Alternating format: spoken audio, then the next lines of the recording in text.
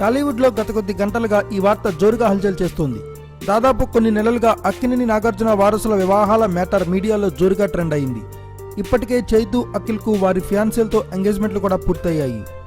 పెళ్లి డేట్లు కూడా కన్ఫర్మ్ అయినట్లు అనుకున్నారు. వీరిద్దరూ ఓ ఇంటివారు అవడమే లేట్ అనుకుంటున్న టైంలో ఇప్పుడు పెద్ద బాంబు లాంటి వార్త పేలింది. చైతు సమంత పెళ్లి వ్యవహారం ఎలా ఉన్నప్పటికీ అఖిల్తో జీవీకే రెడ్డి మనవరాలి వివాహం డైలమాలో పడినట్లేనని టాక్ బయటకు వచ్చేసింది. ఈ పెళ్లి ఇరు వర్గాల పెద్దల అంగీకారంతో క్యాన్సిల్ అయినట్లే అన్న టాక్ నడుస్తోంది. అఖిల్ విక్రమ్ కుమార్ మూవీ చాలా రోజులుగా అనుకుంటున్నా వచ్చే నెలలో సెట్స్ మీదకు వెళుతున్నట్లు అధికారిక ప్రకటన వచ్చింది. అఖిల్ శ్రియా పెళ్లి క్యాన్సిల్ అవడంతోనే ఈ సినిమా షూటింగ్ స్టార్ట్ అవుతున్నట్లు వార్తలు వస్తున్నాయి. వాస్తవానికి అఖిల్ కన్నా శ్రేయ వయసులో కొంత పెద్దది. అయినా ఇరు కుటుంబాలు పెద్దలు వీరి పెళ్లికి ఓకే చెప్పారు. వీరిద్దరి పెళ్లి క్యాన్సిల్ అవడం వెనుక రకరకాల వార్తలు వస్తున్నాయి.